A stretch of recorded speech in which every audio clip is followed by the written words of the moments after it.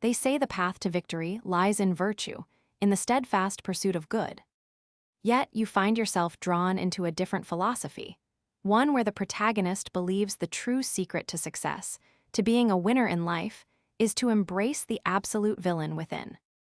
This perspective outlines three cardinal principles for orchestrating malevolence. First, an unwavering commitment to one's own convictions, without compromise. Second, a relentless dedication to refining one's personal magnetism, never allowing oneself to falter. And third, an absolute refusal to let anyone dictate your destiny. It is precisely this vision that drives our central figure. To live entirely by his own desires and beliefs, a truly villainous ambition. This is a narrative, then, about a reincarnated noble who aspires to embody villainy, only to be continually, frustratingly, mistaken for a saint. But before we delve into his current machinations, let's cast our gaze backward, exploring the life he left behind. His past existence saw him constantly portraying the role of a righteous man. There was a time, for instance, when he risked his very life to rescue a girl. What did he receive in return for such a profound sacrifice? Not a single word of gratitude. Instead, he faced disrespect, abandonment, and was left to perish alone. This searing memory clung to him, defining the bitterness of his previous life. He recalls the moment he died, protecting a girlfriend who had betrayed him, only to awaken reborn into a world swirling with swords and magic. In this new reality, he found himself as Augur Verret, the eldest son of the notorious Verret ducal family. Initially, the concept of embracing villainy seemed alien. How could he, who had consistently helped and sacrificed for others, embody such a role? But as he reflected, a profound realization dawned. Being a villain was, in fact, a far superior existence to being a hero. He had endured the hero's burden firsthand, understanding that goodness had only led to suffering. Determined never to repeat that agony, he felt a profound gratitude for his rebirth as the scion of a villainous noble house. This time, no matter the cost, he would live precisely as he pleased, guided solely by his own desires. He would ensure every beautiful woman served him, and his subordinates labored tirelessly day and night. And so, it was on that pivotal day that Augur Verret, a boy of 15, began his unwavering journey to become the most absolute villain the world had ever witnessed. His first order of business, a luncheon with his father, who awaited him at the grand dining table. Upon entering, Augur offered a succinct apology for his tardiness. Yet, his father, Gordon Verret, showed no sign of anger. Augur, after all, had consistently applied himself to both his training and studies, never missing a day. Gordon, the patriarch of one of the 4 great ducal families, swelled with pride at the diligence and politeness of his successor. Augur, it seemed, was indeed that exceptional individual. Gordon, a feudal lord, had deliberately cultivated a reputation for poor administration and played the fool, all to disarm his political adversaries while secretly orchestrating intricate plots. Beyond being a paternal figure, Gordon had become Augur's primary inspiration, a master of sophisticated villainy.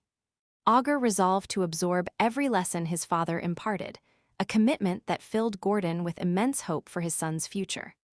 To fulfill the conditions of becoming Gordon's successor, Augur was destined to enroll in the prestigious Magic Academy Lisburg. The pressing question, however, revolved around his unique magical abilities. It was known that Augur possessed a one-of-a-kind technique, a rarity in this world. Consequently, he had made the calculated decision to keep it veiled from public knowledge. With this settled, his father then instructed him to select a personal attendant, someone who would serve him within the dormitories. Initially, Augur hesitated, but his father reassured him, explaining that this was a crucial part of his training and exercise in identifying effective human resources. Augur's excitement swelled. This was precisely the opportunity he had awaited, to acquire a talented subordinate who would further his ambition of becoming the perfect villain. But mere talent, he mused, would be dull. No, he would deliberately seek out someone with an unshakable sense of justice, then force her to commit acts of evil. That, at least, was Augur's grand vision. Whether it would prove possible, however, remained to be seen. Having already identified a potential candidate, Augur excused himself, setting off to recruit his first accomplice. On the fringes of the royal capital, beneath the shadowy arches of Wuxia City's underground arena, a young woman with extraordinary sword skills moved like a phantom. She cut down every opponent with effortless grace, her sword swing madness, clearing the combatants in mere seconds. After dispatching a half-dozen challengers, she stood unperturbed, almost nonchalant amidst the carnage. This was the woman Augur sought. Following her blood-soaked victory, her organizer immediately summoned her, announcing that a visitor awaited. Entering the room, she was surprised to find a mere child. Unaware of Augur's identity, Chris remained bewildered until Augur spoke her full name and former rank. Former commander of the Holy Knights, Chris ran. Before Chris could even respond with indignation, her gaze fell upon the short sword resting beside Augur, adorned with the unmistakable crest of the Verret family, a clear marker of nobility. The recognition dawned. The Verret family, known for its diplomatic and intelligence-gathering prowess, belonged to the very class of nobles who had framed her and driven her from the Holy Knights. A wave of frustration and irritation washed over her, simply looking at Augur's face. This encounter abruptly brought back bitter memories. In her past life, driven by a profound sense of justice, Chris had relentlessly pursued a major human trafficking ring. Upon discovering that nobles were the architects behind it, she had immediately tried to inform the king. But the nobles, wielding immense power and influence, manipulated the king, branding Chris a liar and condemning her to punishment. They then meticulously erased all the evidence of human trafficking she had painstakingly collected, transforming her into a criminal in the process. Everything Chris had striven to build, including her revered position as a holy knight, was brutally stripped away. Now, seeing Augur, a nobleman attempting to engage with her, ignited a furious anger within her. Overwhelmed by her emotions, Chris seized Augur by his clothes, demanding to know his purpose. She poured out her resentment, lamenting that because of nobles like him, her sword, once honed for justice, was now wielded in an arena steeped in corruption. Augur, however, remained utterly unfazed, showing neither fear nor irritation. If anything, he appeared disappointed in Chris, lamenting her perceived lack of pride as a holy knight. His words struck Chris, sending a rush of unexpected emotion through her. Augur assured her that even if she no longer felt like an honorable holy knight, he still admired her raw strength and unwavering determination. He reminded her of the knight she once was, who had spurred on her companions, undeterred by evil, burning with a sense of justice more potent than anyone else's. Yet, regaining her confidence seemed a monumental task. She felt irrevocably changed, forced to earn her living through the same unsavory means as the people who populated the arena. She believed her former self, Chris Ran, the holy knight, was irrevocably dead. But Augur, instead of letting her give up, encouraged her. Her old self may have perished, he conceded, but that did not preclude a new beginning. With reassuring eyes, Augur extended his hand, inviting Chris to join him, promising to make her shine brightly again.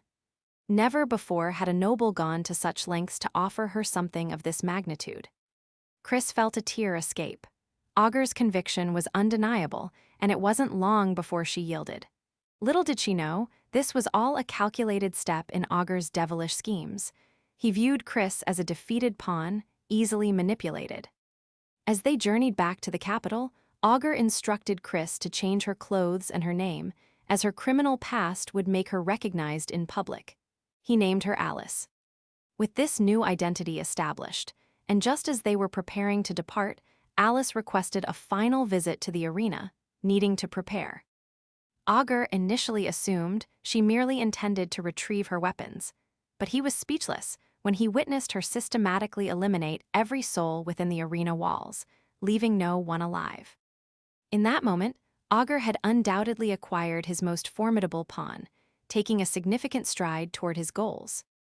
Yet the brutal efficiency of Alice's actions served as a stark reminder. The path to becoming a true villain, even from its very first step, was relentlessly steep and demanded constant vigilance. Fast forward, and we arrive at the Lisburg Royal Magic Academy, renowned as the nation's premier institution, exclusively attended by the scions of nobility. This, Augur understood, was the ideal crucible for forging his villainous foundation. On his first day, he ensured his punctual arrival. And with the powerful Alice now secured as his pawn, Augur felt an unshakable confidence that his life would, from this day forward, be lived to its fullest. As his chosen attendant, Alice naturally accompanied him to their first classes. The moment other students overheard Alice utter Augur's name, a silent murmuring began to ripple, quickly escalating into louder whispers. Their tone, however, was far from positive. While the Verret family's name commanded recognition throughout the kingdom, a persistent stigma clung to Augur, the insinuation being that he merely leveraged his family's prestige to achieve his desires. Some students openly slandered him, dismissing him as an utter failure, suggesting he had merely exploited his family's connections to secure academy admission. Such harsh words nearly drove Alice to a frenzied rage, and she might have carved the room in two had Augur not swiftly intervened, calming her. At this point, Augur began to second-guess his choice of Alice. Her volatile nature made her a somewhat dangerous companion. Still, Augur had anticipated such comments.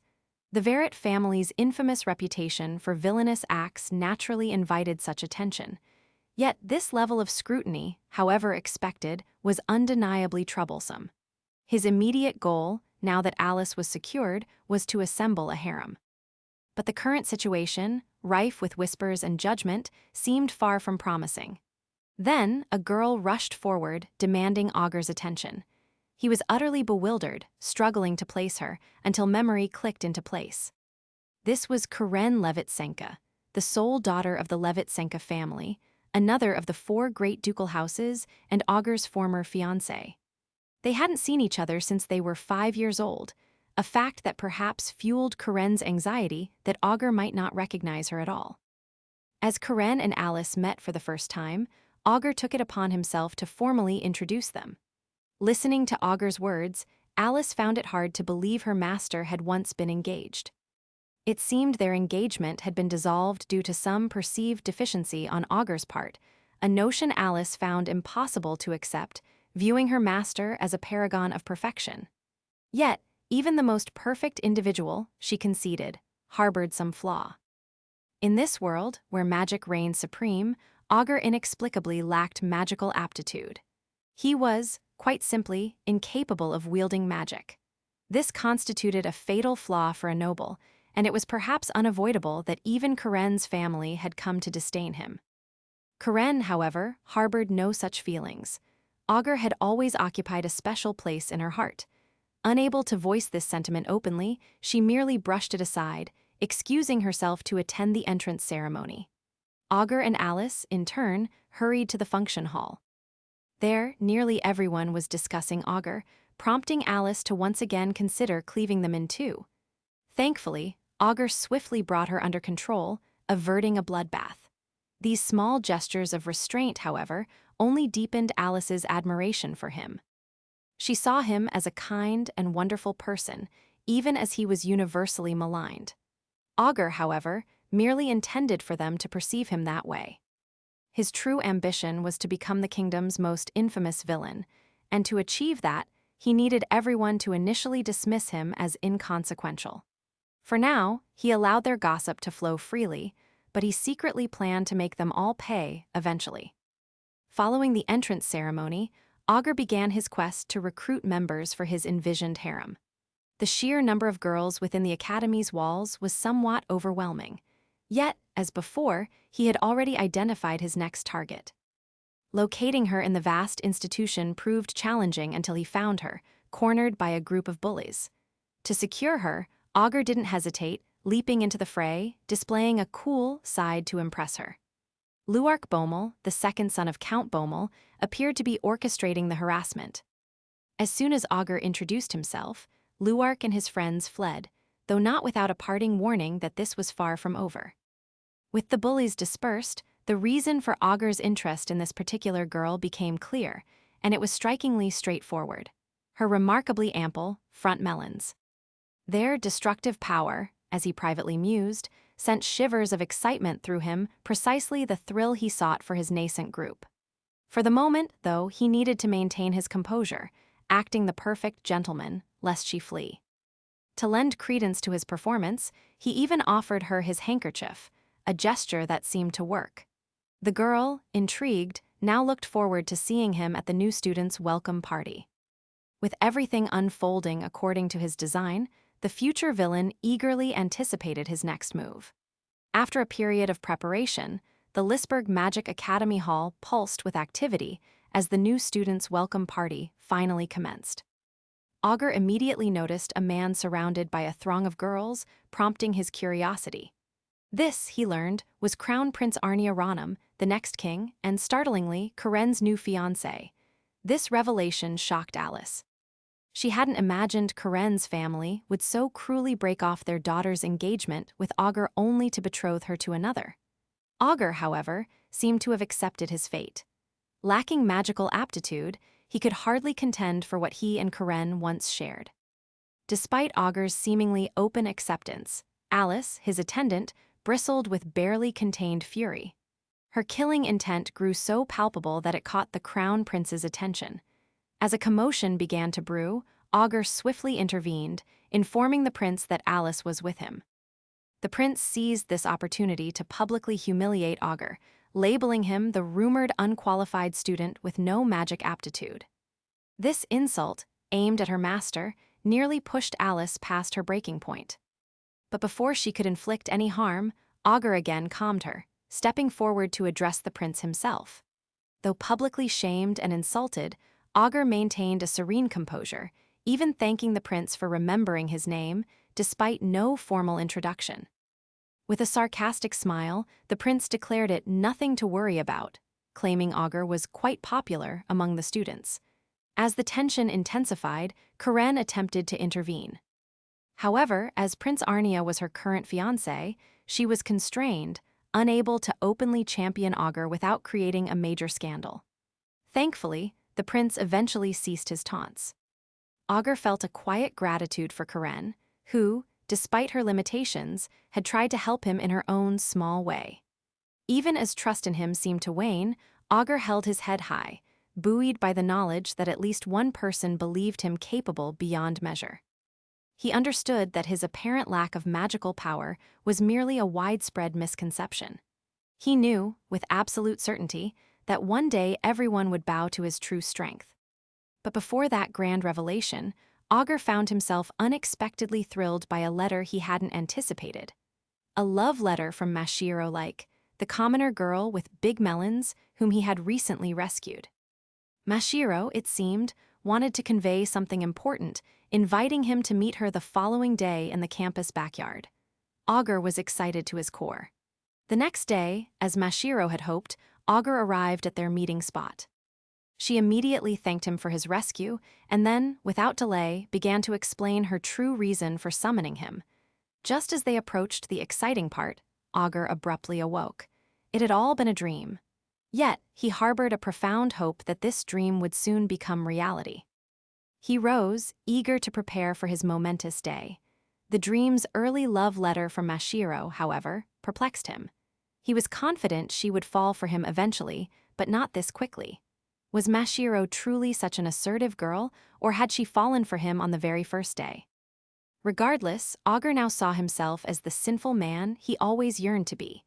Meanwhile, Alice, observing him prepare, felt a familiar welling of emotion. Her master, she thought, looked truly wonderful today, like a paragon of virtue. Once ready, Augur wasted no time, heading directly to their rendezvous. He apologized to Mashiro for any wait, but she was simply glad he had come. Without a moment's hesitation, she again thanked him for his rescue. Hearing these exact words, mirroring his dream, filled Augur with eager anticipation, his wishful thoughts poised to materialize.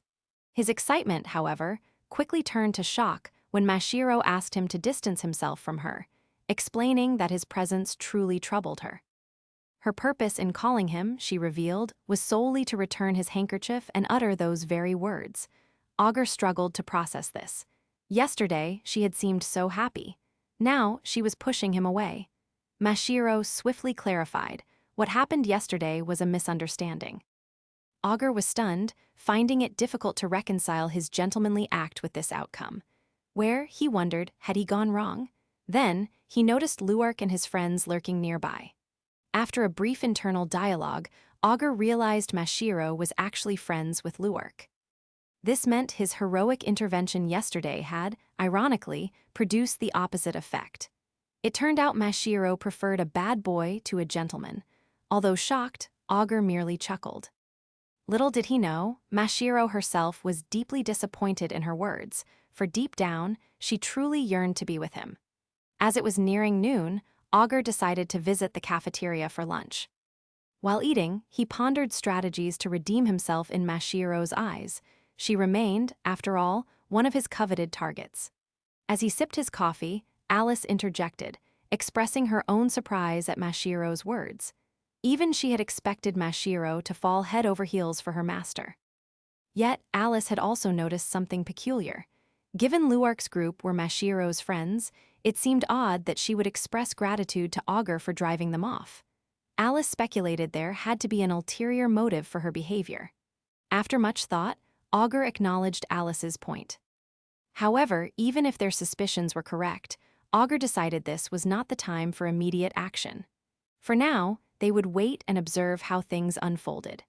Alice, believing Augur was testing her investigative prowess, resolved to uncover a clue and present it to him without delay. From that moment, closely observing Mashiro became her mission. Meanwhile, in the Academy's old school building, Luark and his friends were seen laughing, discussing what they believed was Augur's heartbroken defeat by Mashiro, convinced he had fallen for their ruse. As expected, Mashiro was being held captive, forced to utter those cold words to Augur. But because she admired Augur so profoundly, she mustered the courage to confront Luark, demanding his motives. Without remorse, Luark declared his sole desire was to see Augur weep. Since Mashiro had already initiated the first step, Luark ordered her to summon Augur again. This time, he planned to beat him like a plaything.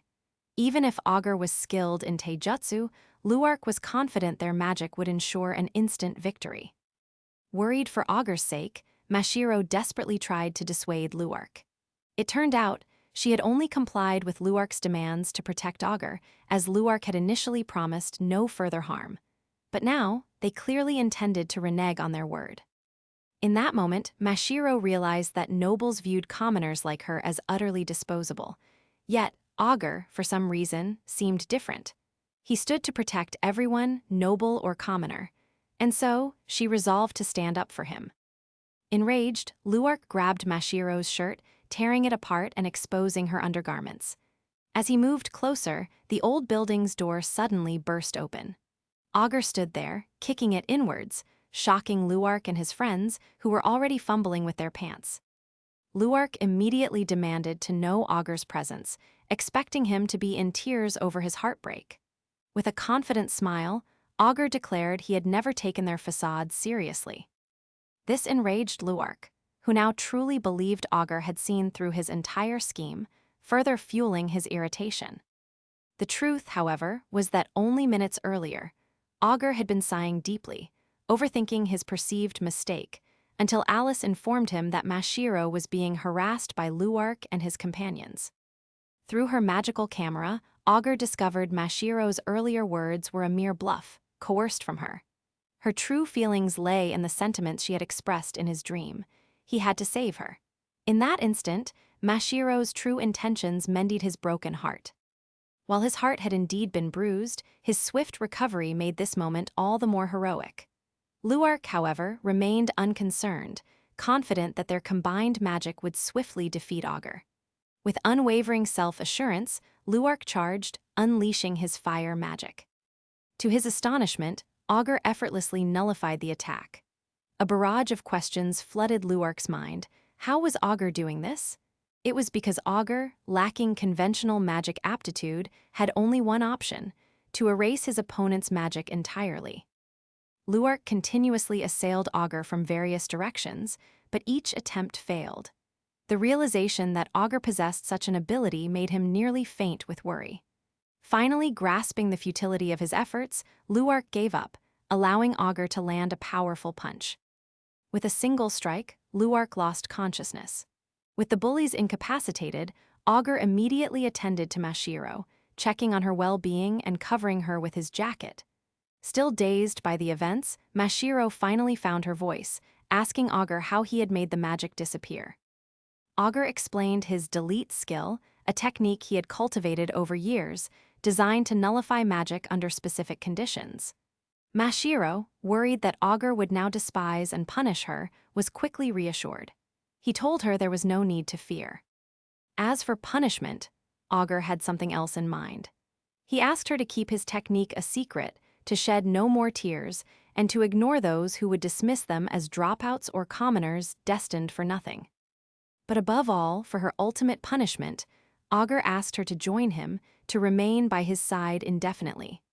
Without a second thought, Mashiro accepted, unable to stop herself from embracing Augur tightly, a fervent display of her appreciation. Augur, meanwhile, savored the moment, Mashiro's melons now literally in his hands, signaling a significant stride toward completing his harem. With their supremacy just beginning, Augur felt an exhilarating anticipation for the adventures ahead. Unbeknownst to them, someone in the shadows observed their interaction.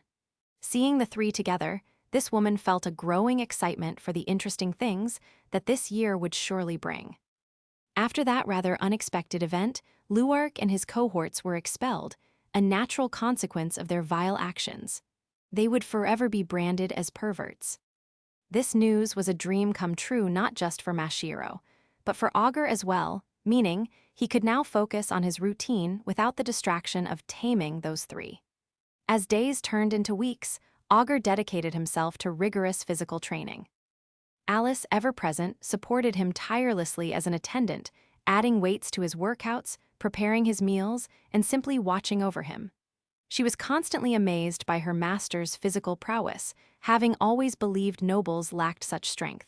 Augur, it seemed, was an anomaly. He, meanwhile, speculated on the reasons for his uniqueness. Most nobles possessed magical aptitude, yet he, a reincarnated being, had none. Perhaps, he mused, his robust physique was a compensatory gift. If so, he resolved to hone this strength even further.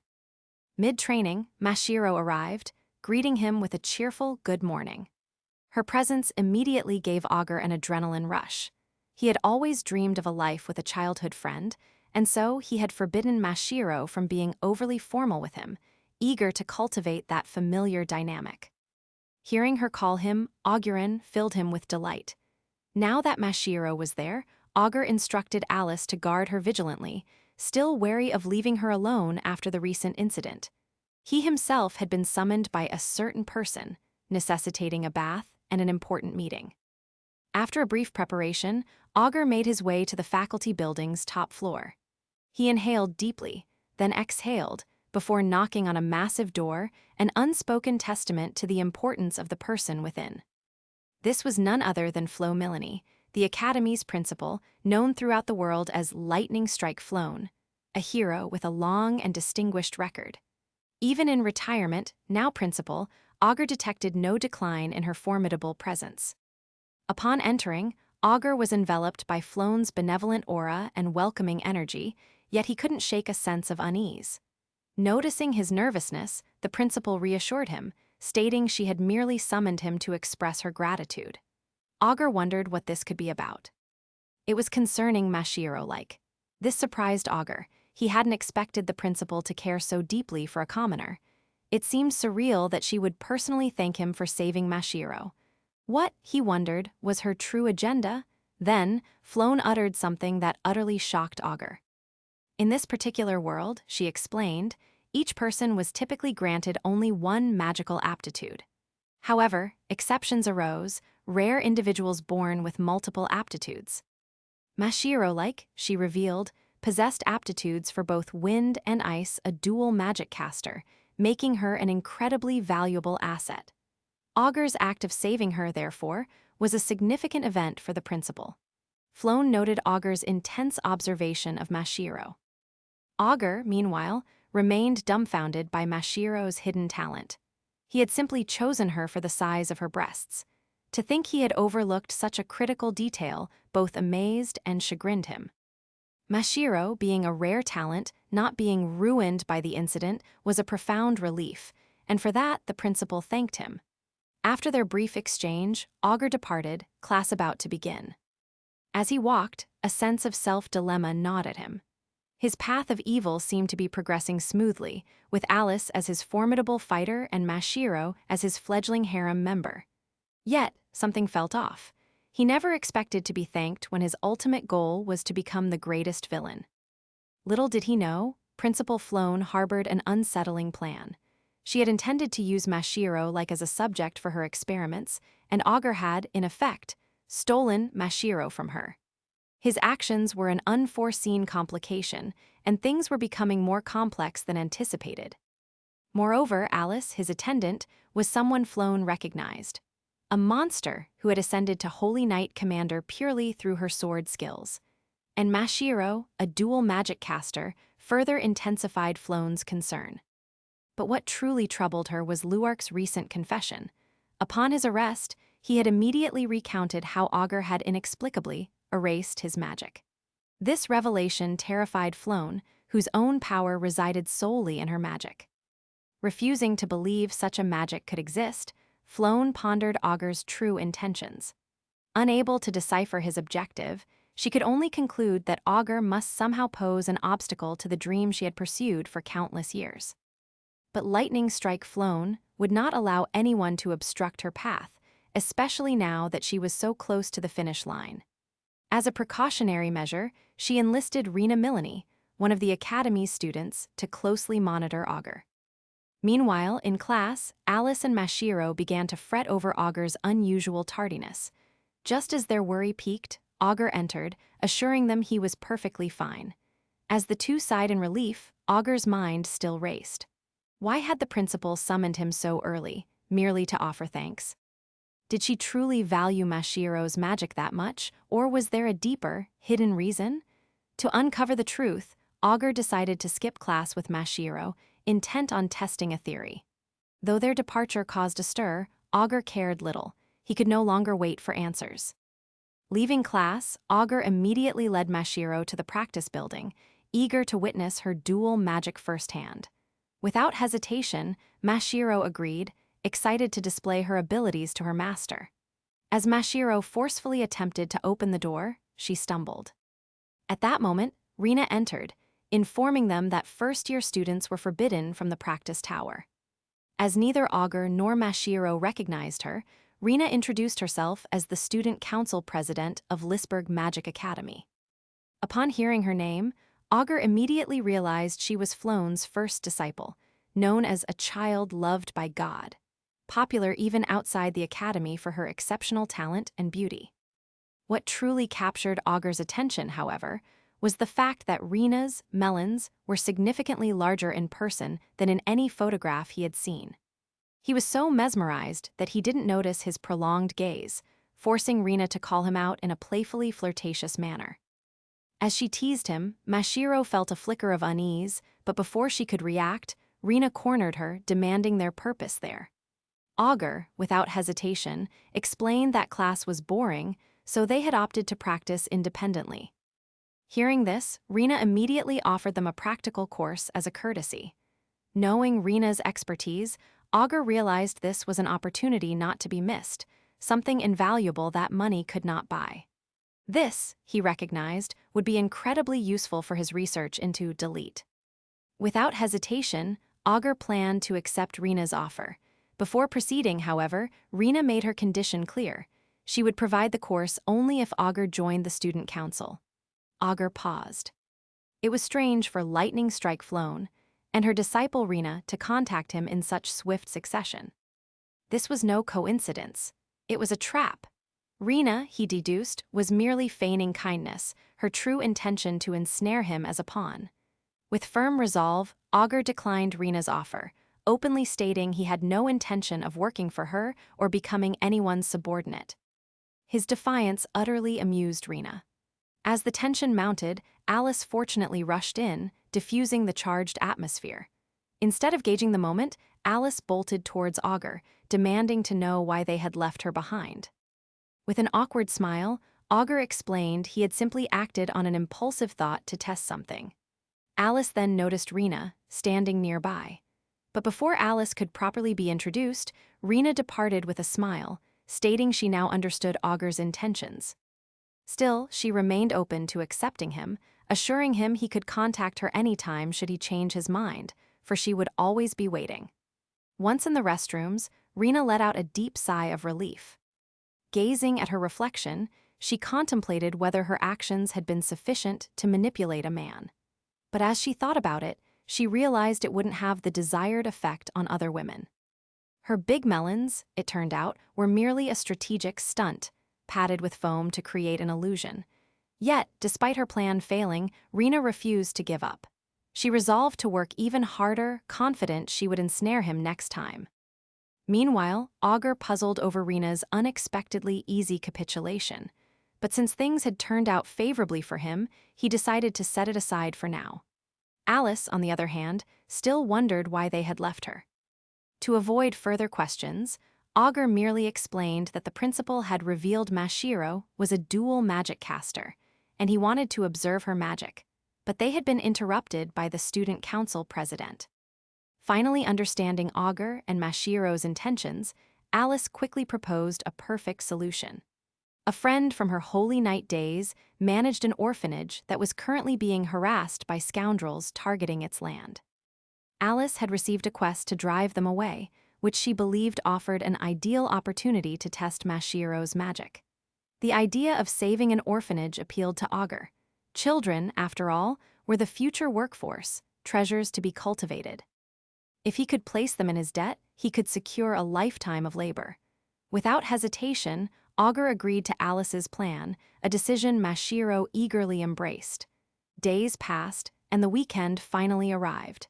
En route to the orphanage, Augur sought more information from Alice about their destination. It was, she explained, a quiet city nestled outside the royal capital, originally peaceful and undisturbed. What shocked Augur was its proximity to Wuxia City, home to the arena. Wuxia City, he knew, was notorious for its terrible public order. Had this disorder, he wondered, negatively impacted the adjacent city and led to this incident? And why, precisely, did they covet this particular land? Upon their arrival, Augur and the girls found nothing of apparent value. As they explored further, they stumbled upon a woman being assaulted by several men. Augur immediately intervened, dispatching the men within seconds, effortlessly. With the conflict resolved, he intended to swiftly interrogate them to uncover their motives. But before he could speak, Alice dramatically interrupted, loudly proclaiming him Augur Verret, the one who will bring light, punish evil, and dispel all darkness, a savior who lives for justice. While heartwarming, Augur felt acutely embarrassed by Alice's grandiose pronouncements. Even more perplexing was the men's bizarre reaction, as if he had somehow blundered or made a bad joke. Even their client seemed shocked. Then, Augur realized, their client was Alice's friend. No wonder she was so unusual. A former holy knight and a sister, their choices of occupation were perhaps too honest. This, however, was not the time to dwell on such thoughts, for there were still bad guys to contend with. As one of the men lunged with a sword, Augur swiftly dodged and showed no mercy. Alice, too, aided her master, and within minutes, all the men were subdued. As night fell, Sister Mio finally introduced herself upon their arrival at the church. She informed Augur that she had consulted Alice about the orphanage's harassment and damages, but she had never truly expected a nobleman like Augur to personally visit. Now, in his presence, Sister Mio couldn't help but admire his kindness and compassion. Little did she know, this kind nobleman harbored very different intentions. Moments later, the children emerged. Their sight filled Augur with quiet satisfaction. These little ones would be his future workforce. Since they had already been instructed to call Alice by her new name, things, he felt, would proceed smoothly. Now, Augur's task was to clearly establish the hierarchy from the outset, ensuring they perceived him as superior. With an intimidating gaze, he introduced himself as the eldest son of Duke Verret's house, claiming the children as his own, declaring his presence to place them under his protection. He expected terror. Instead, the children regarded him as weak, even calling him a kid. Moreover, it seemed nobles were generally ill received by the orphans. With Augur's plan faltering, Alice, sensing the situation, immediately urged everyone outside, explaining they still had work to do. Augur, who considered himself an adult, struggled to keep his temper in check. Besides, he still had tasks to complete, demanding his focus. Once the children departed, Alice immediately interrogated the captured men regarding their motives for targeting the orphanage. Initially uncooperative, they finally relented under Alice's threat of death. One man revealed they were merely following orders from someone named Alabin. Hearing the name, Alice's expression turned frigid. She whispered, demanding Alabin's address. Upon receiving the information, Alice immediately planned an assault on the group's headquarters for the following day. Sister Mio, meanwhile, worried about the meager reward she had prepared. Augur, noticing this, assured her he needed nothing. Though she insisted on gathering more, Augur merely gave her an intimidating look, emphasizing his refusal. Sister Mio, interpreting Augur's reaction, concluded that the small sum must have been an insult to someone from the Verret household. Little did she know, Augur acted purely out of calculated courtesy. As Augur prepared to leave the church, the children rushed in, one attempting to kick him. Before the blow could land, Augur deftly scooped the child up, flustering him with his unexpected strength. In that moment, the children began to perceive Augur as far cooler than they had initially thought. Augur then reiterated to Sister Mio that he required no reward. Instead, he wished her to use the money to buy the children delicious food for the remainder of the week. This deeply moved Sister Mio. Beyond his apparent kindness, she noted that the children hadn't experienced such joy in a long time. Ever since the orphanage became a target, they had lived in fear, constantly subjected to yelling. Before Alice could inform Augur of her findings regarding Alabin, the enemy boss, it became clear Alabin was a remnant from the Wuxia arena. This meant someone had managed to escape Alice's massacre that day. Alice, however, was utterly confident she had killed everyone present, but she had overlooked a detail. Rarely, some individuals took a day off. Alabin, it seemed, must have been absent that fateful day. Given the circumstances, his most probable aim was to establish a new arena. Having lost his former domain, he was now targeting a secluded neighborhood, out of sight of the royal capital. Alice, never having personally fought him, couldn't gauge his strength. Hearing all this, Augur realized the suffering inflicted on Sister Mio was, in a way, their fault. Yet she had still offered him her few silver coins. The evil Augur sought to embody was not this uncool, this petty. He resolved to settle this matter with all his might to restore his name. But before assaulting Alabin's stronghold tomorrow, they needed rest. After dinner, Augur retired to his room, settling down for a nap. Just as his eyes began to close, he felt a sudden weight above him. Opening his eyes, he was shocked to find Sister Mio, asking him to give her some of his love. He immediately demanded to know her intentions. Flustered, Sister Mio explained that while she knew her actions were improper, she yearned for Augur to teach her about love. Raised in an environment devoid of such affection, she had never experienced or understood it. Her greatest fear was being unable to impart love to the children under her care. Orphaned at a young age, she had never received love from anyone. With tearful eyes, she confessed her ignorance, fearing a superficial love would only lead to further incidents like the recent harassment. She pleaded with Augur for compassion, for lessons in love. After listening intently, Augur made a firm decision. He would not grant her request. He explained that he did not wish her to needlessly discard her purity. She was merely seeking a distraction from her insecurities. While he understood Mio's reasoning, he couldn't accede.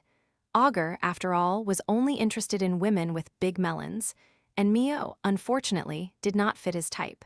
Moreover, the time had not yet come for the answer she sought. He assured her she would find it, eventually, if she only waited for the right moment.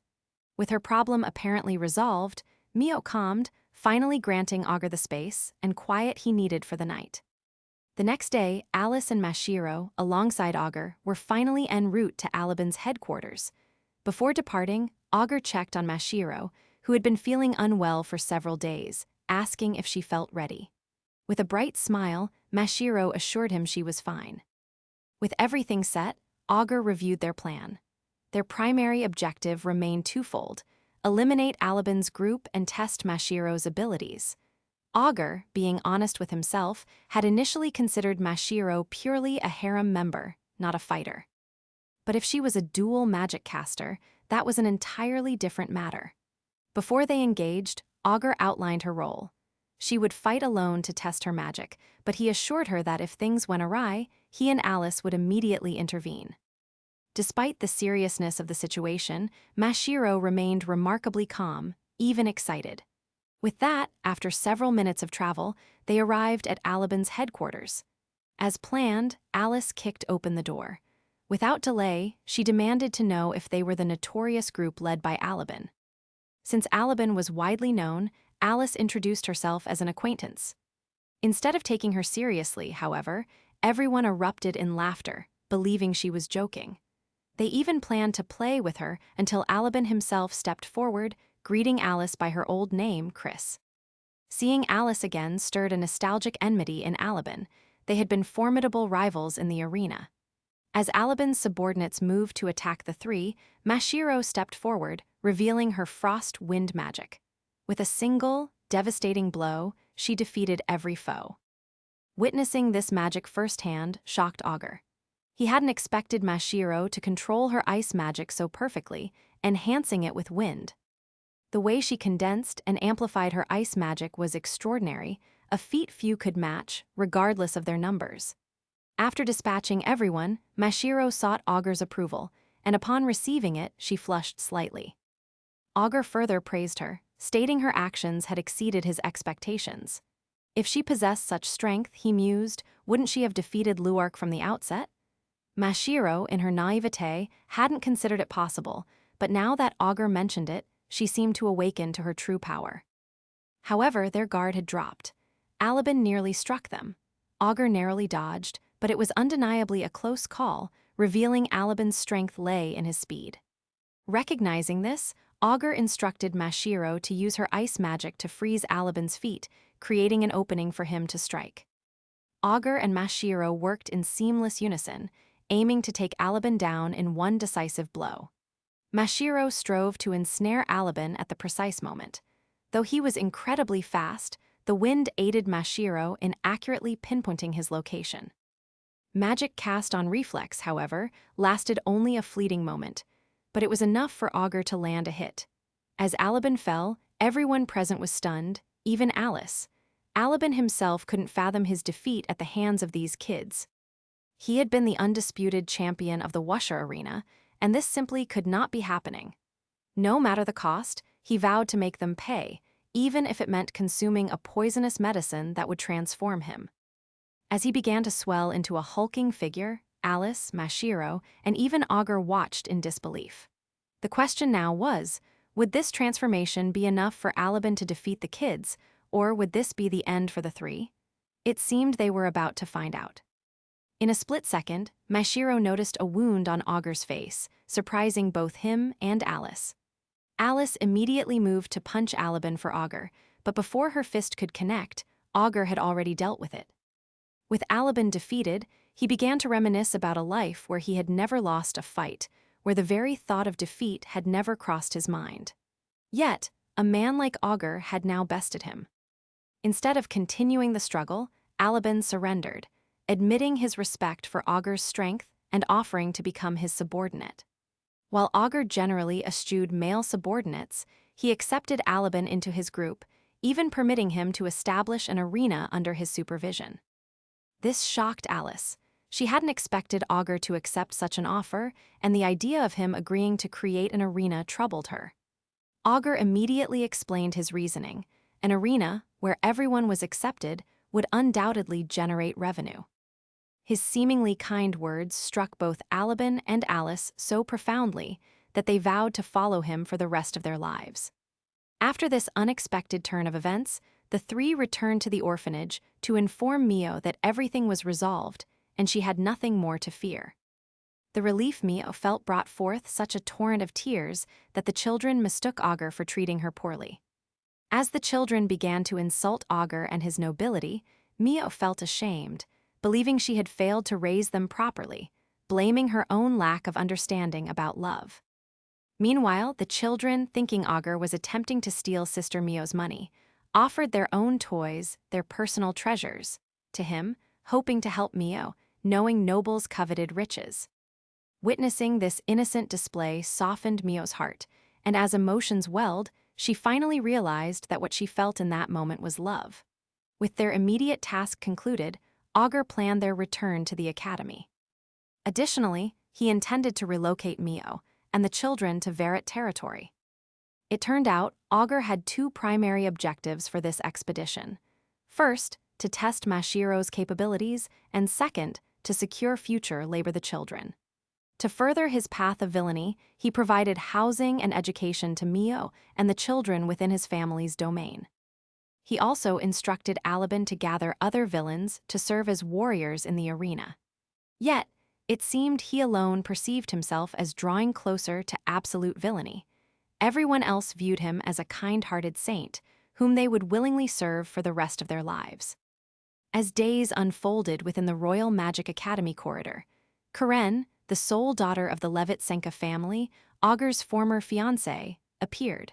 Her presence caused a ripple of excitement among students, her graceful walk captivating every eye. Though female, she radiated an aura of coolness that resonated with both boys and girls. Despite her engagement to the crown prince, her kind and approachable demeanor made everyone comfortable around her, a stark contrast to other snobbish nobles. Given their shared history, Karen naturally felt a tinge of awkwardness whenever she encountered Augur.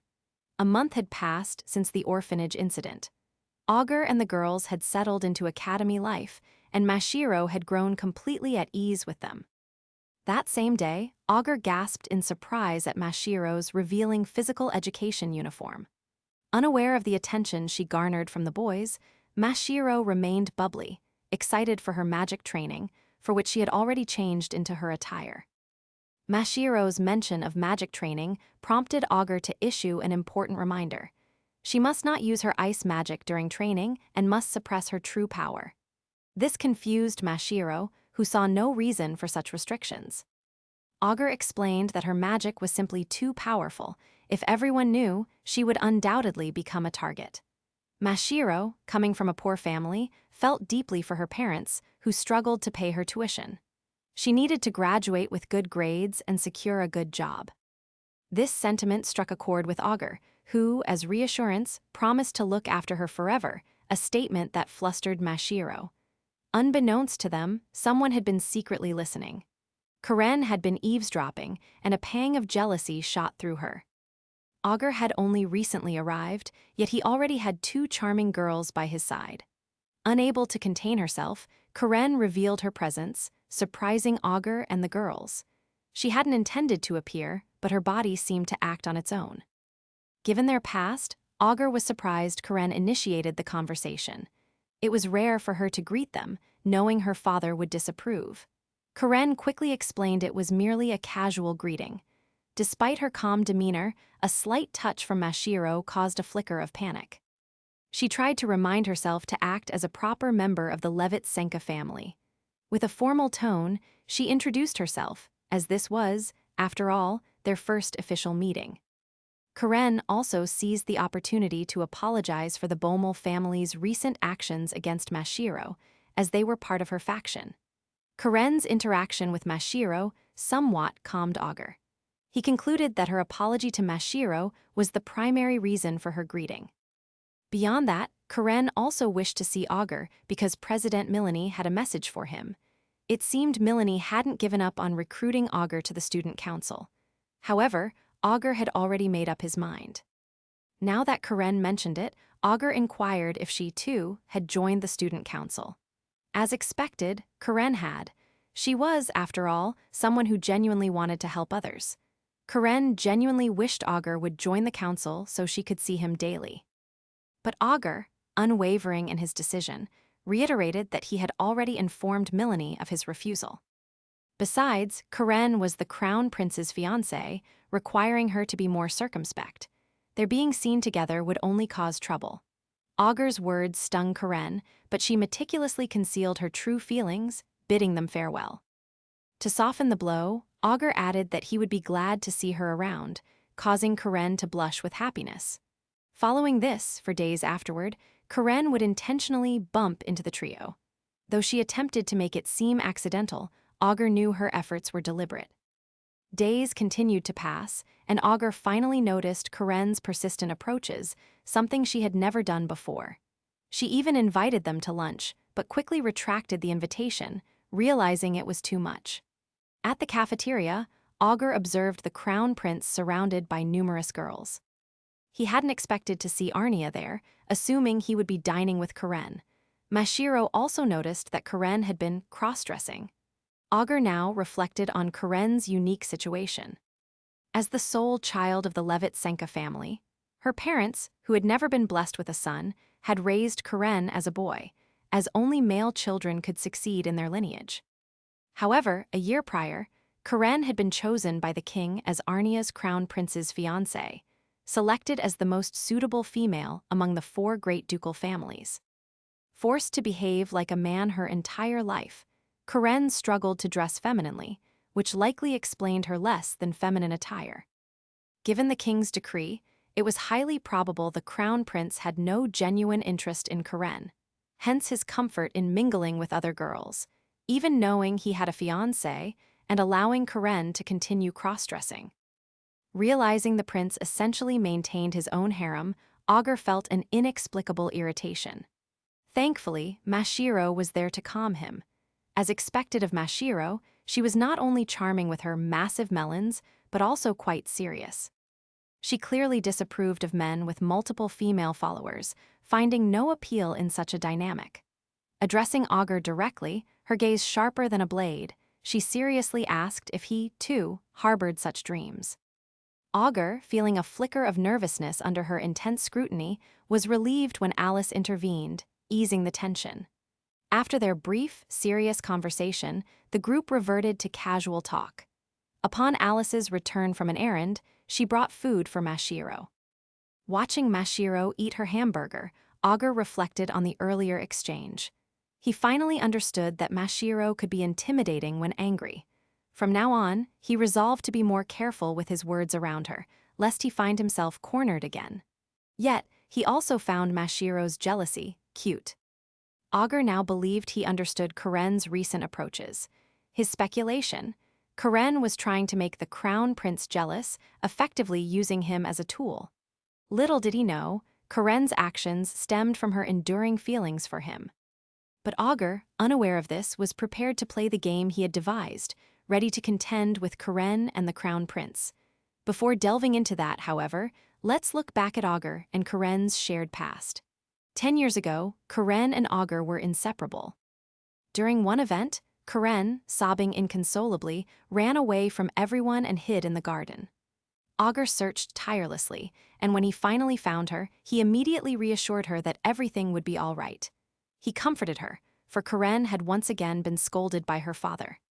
As a young child, Karen believed herself a failure, a bad kid, despite having always obeyed her parents. Knowing the daily pain she endured, Augur decided to make her feel special that night, gifting her a beautiful hairpin, telling her it would complement her lovely hair. The hairpin became a symbol. No matter the challenges Karen faced, he would always be there for her, even in absence. From that day forward, Karen had idolized Augur, seeing him as her personal hero of justice. She never imagined a child like Augur would save a crybaby like her. Thus, when she discovered their engagement was called off because her father learned of Augur's lack of magical aptitude, Karen nearly fainted from shock. Though her heart was already softening for Augur, she, being a timid child, could do nothing to defy her father. She couldn't object to the broken engagement or to being forced to behave like a man. She knew she had hurt Augur and carried that guilt always. It was an undeniable truth. Even if she wished to mend their relationship, she believed Augur would never treat her the same way. Until that is, Augur inexplicably changed. After lunch at the cafeteria, Augur sought out Karen. When he finally located her, he immediately initiated a conversation, as planned. Karen was utterly bewildered when Augur suddenly complimented her, calling her beautiful.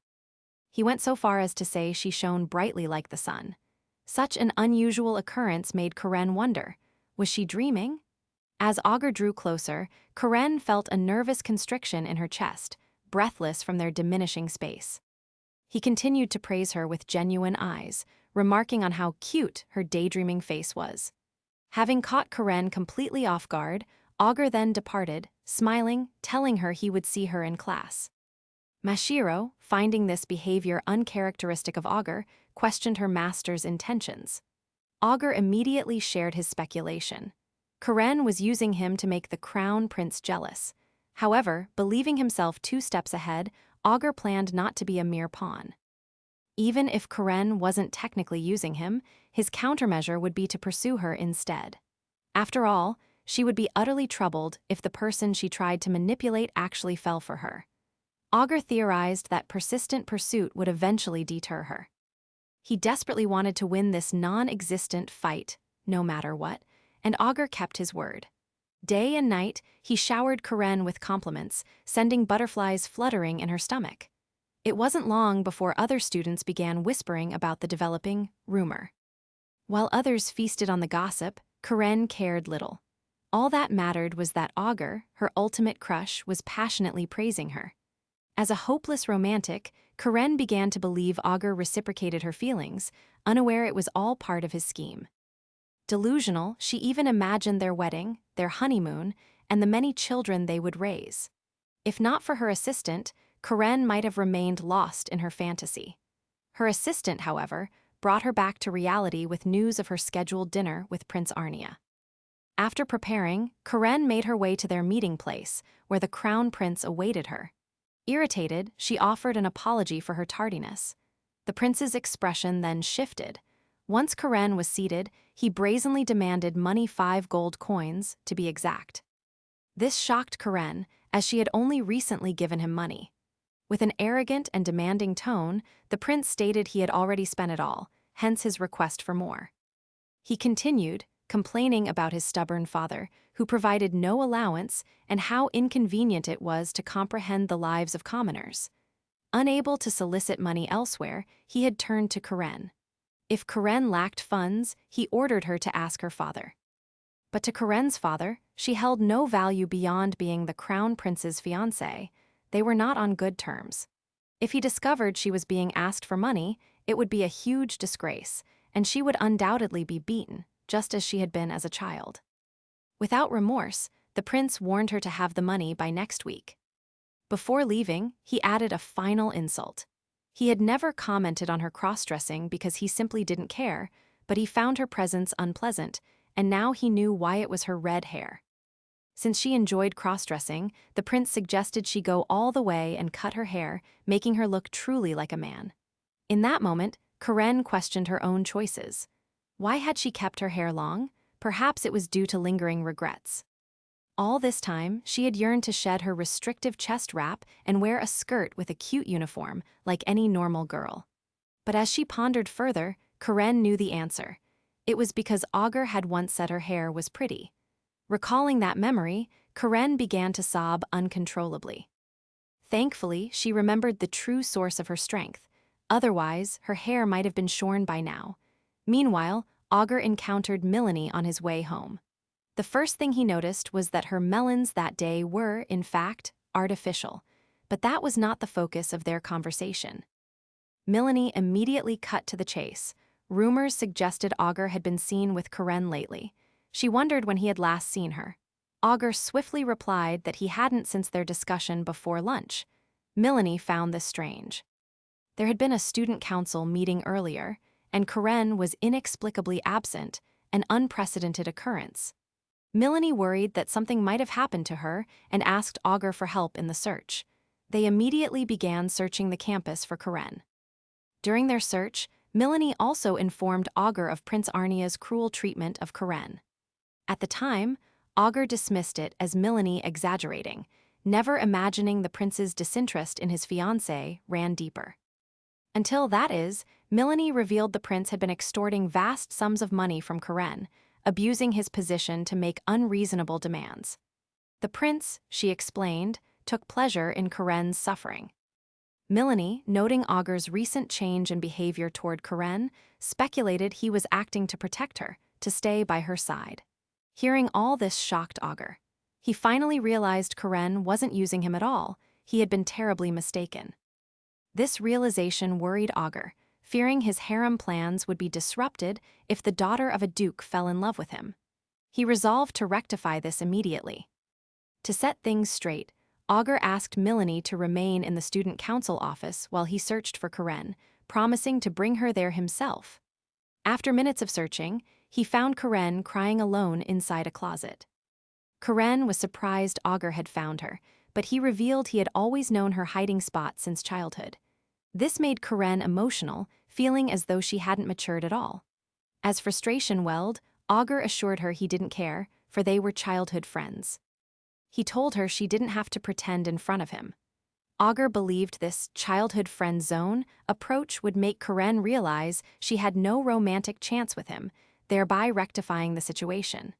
Little did he know, this only intensified Karen's feelings for him.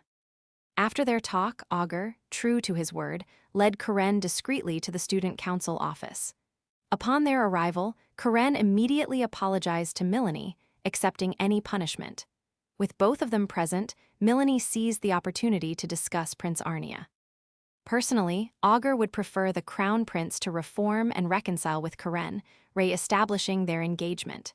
However, he couldn't simply punish a crown prince as he had Luark, until Melanie proposed the most unexpected solution, a duel against the prince through the dueling system. The suggestion surprised both Augur and Karen. It was known that when conflicts arose between parties, they could resolve them through a public duel before all students, with the winner's claim being recognized. This meant Augur could openly challenge the crown prince. Karen initially thought she would be the one to fight, but Augur intervened, declaring he would gladly do it for her. Karen was surprised by Augur's willingness to undertake such a dangerous endeavor. Before proceeding, Melanie clarified one more rule of the dueling system. For decades, the loser had been bound to grant the winner any single request. The question remained, was Augur still willing? Without a flicker of hesitation, Augur assured Karen he had no qualms about challenging Prince Arnia. At this point, Karen could no longer contain her emotions. The thought of Augur doing this for her brought tears to her eyes. Little did she know, Augur secretly saw this as a convenient task he wouldn't let Karen take from him. His ultimate plan was to break Prince Arnia's spirit, force his reform, and compel him to treat Karen better. Furthermore, this duel offered him the chance to pummel the prince's face, effectively killing two birds with one stone. With Augur's agreement, Melanie finalized the decision. All that remained was securing Prince Arnia's approval. For now, Augur and Karen could return to their rooms. Melanie would inform them of the date and location once everything was settled. Karen, at this point, felt a sudden dizziness, perhaps from the hectic day. As she began to falter, she collapsed into Augur's arms, creating a scene straight out of a soap opera. Melanie, unable to tolerate such overt displays of affection, wryly ushered the two out of her office. As night descended, Melanie, now alone, found herself thrilling at the prospect of the coming duel. Augur had moved precisely as she had hoped. Her excitement mounted. There was a chance she might witness the magic canceller that Bommel had reported to the principal. She wondered how Augur would contend with Prince Arnia's formidable magical power. But above all, what most intrigued Melanie were Augur's clear eyes when he accepted the duel. She couldn't explain why, but his direct gaze, seemingly filled with justice, stirred a response in her, a facet of her personality quite different from the one she typically presented. The next day, when the final announcement of Augur and Prince Arnia's duel was posted, everyone was shocked and excited. No one had expected Augur to challenge the prince. Even Augur himself was surprised Melanie had secured the prince's approval so swiftly. This news meant Mashiro, known to be close to Augur, became a target for the school paparazzi. They sought details and, naturally, photographs of her voluptuous figure.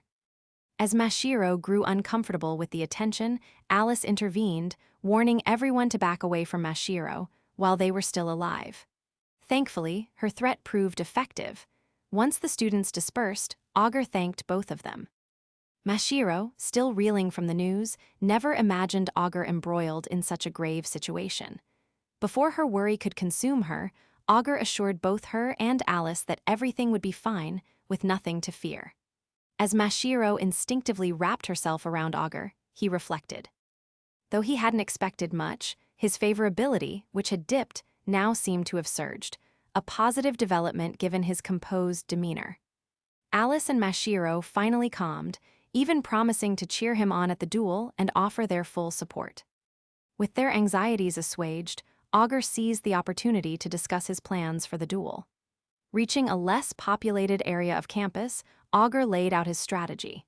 His intention was to defeat the prince, compel his reform, and make him treat Karen better. He dubbed this operation Birth of a New Prince. Proud of his scheme, Augur eagerly anticipated the duel. To his surprise, however, the prince himself paid them a visit at the old building. As Prince Arnia stepped in, Augur thanked him for agreeing to the duel proposal. Despite Augur's respectful and formal tone, Prince Arnia's ego bristled at the idea that a dropout like Augur dared to challenge him. Yet, having come this far, Prince Arnia refused to appear the loser. To ensure the situation remained in his favor, he decided to alter the narrative, framing their duel as a battle for Karen's love. Augur was utterly shocked and dumbfounded by this development. Before departing, the prince declared he wouldn't simply accept a challenge from a dropout like that, so he had used Karen to make things interesting. Now, he would appear as a hero of justice, sacrificing himself for his fiancée, a move that would undoubtedly increase his popularity with women. The match was scheduled for the day after tomorrow, and the prince had hastily made the arrangements. This maneuver utterly infuriated Augur. In his mind, this man possessed a truly rotten personality. He doubted the prince would genuinely reform, even if he lost the duel. Furthermore, it seemed the prince was also eyeing Alice and Mashiro. Augur swiftly shut him down, asserting he would not surrender them so easily, for he cherished them deeply. Prince Arnia, a man who relished taking women belonging to others, planned to seize them by force. Little did he know, he was effectively inviting a life sentence. Before Prince Arnia could even lay a hand on Alice, Augur instantly slapped it away. With a serious, deadly glare, he warned Arnia not to trifle with Alice and Mashiro, or he would face Augur's full wrath. Augur's intensity immediately prompted Arnia to backtrack, making it all seem like a harmless joke and accusing Augur of being too protective. Despite backing off, Arnia still vowed that, one way or another, those girls would be his after the duel. After that tense exchange, Prince Arnia finally departed, declaring he looked forward to the duel. Once he was gone, Alice's deadly aura remained palpable. Augur mused that while he had intended a peaceful resolution, that arrogant prince had practically thrown himself into a nuclear reactor. Thankfully, Augur had intervened. Otherwise, the prince would be dead meat. The nerve-wracking encounter left Mashiro trembling, and she instinctively leaned into Augur for comfort, a gesture he thoroughly enjoyed. Alice, meanwhile, worried that such a prince would ascend to the throne. She couldn't comprehend what the king had been teaching his son. Information she had gathered indicated Prince Arnia consistently skipped classes, and his abilities or magic attributes were unknown. Yet, despite his rotten character, he was royalty, implying he had inherited powerful magic. Given the prince was no easy opponent, Alice wondered what Augur's actual plan was. Despite Augur's outwardly casual demeanor, he did, in fact, have a plan. To better explain it to Alice, Augur decided to take her to the practice tower. First-year students were forbidden entry, but Augur, ever resourceful, produced a key. Milanie, it turned out, had lent it to him the previous night before he and Karen left her office. She had granted him permission to use the tower for training during the 2 days leading up to the duel, allowing him and Mashiro to be absent from class if they wished. Initially, Augur hesitated, feeling it was somehow illicit to enter the tower, and unsure if it was right to enter without explicit permission from the heads of the academy. Milanie swiftly reassured him, stating there was no need to worry. As the student council president of Lisburg Magic Academy, she possessed the highest authority he would encounter. Thus, Augur had accepted Milanie's offer, which was why he and the 2 girls were there today. Upon entering the tower, they were struck by its impressive interior. The question remained, what were they to do here? Augur wished to devise a method to defeat a magician without using delete. Since all the students would be watching the duel, he couldn't possibly employ his secret technique, which Milanie was actually hoping to witness. But Augur was, as usual, a step ahead. To achieve his goal, he needed Mashiro's help. First, he asked her to create snow with her ice magic, which she immediately did. Watching Mashiro perform her magic always captivated Augur. At this point, he felt a pang of sadness and frustration that he had made Alice and Mashiro stakes in the duel, but he assured them he would win and protect them. Hearing Augur's words and seeing his physique, both girls felt a rush of admiration. Augur then planned to meditate, a technique he had long contemplated. His research had focused solely on the assumption that enemy magic could be erased, meaning he had virtually no experience with magic compared to normal magicians, because he would always erase it before he could truly perceive it. However, if he couldn't use delete, he needed to fight by sensing magic with his body. This meant that for the next 2 days, he would expose himself to Mashiro's snow magic, conditioning his body to perceive it. Mashiro immediately worried, fearing he might catch a cold. Alice, however, quickly reassured Mashiro, knowing Augur would be fine. Training his body was utterly characteristic of him. Now that Augur mentioned it, Mashiro recalled her childhood memories. Unlike others, she had grown up experiencing magic, and she knew that a lack of such experience was a major handicap for a magician. Yet, she still worried for Augur. This training seemed recklessly intense. She simply wondered if he would endure. But despite her concern, she knew Augur was no ordinary man. With that, honoring her promise to cheer him on, she resolved to make it snow continuously for 2 days. In this world, spirits invisible to the naked eye possessed attributes: water, wind, fire, earth, thunder, and light. When infused with matching magic power, they converted it into energy, creating the phenomenon known as magic. Augur, however, had no spirits that matched his unique magic power. In other words, he lacked conventional magic aptitude. When he stated this, people misinterpreted it to mean he had no magic at all. But secretly, he possessed the Verret family's immense magic power, a fact unknown to others. To the spirits, his magic power was like poison. If he infused his power into an opponent's spirit, he could cancel their magic activation. He simply couldn't use this skill in the duel. So, no matter how arduous, day and night for 2 days, he endured the pain. Fast forward to the day before the duel. Augur had finally grasped what he sought. He could now precisely sense when magic would appear and disappear. With this newfound perception, he knew he would not lose against any magician, not even the kingdom's prince. The day of the duel finally arrived. Everyone was eager to witness the highly anticipated fight. As expected, bets were placed, with nearly everyone believing Augur stood no chance against the crown prince. But was that truly the case? Among the audience sat Gordon Verret, Augur's father, accompanied by Principal Floan.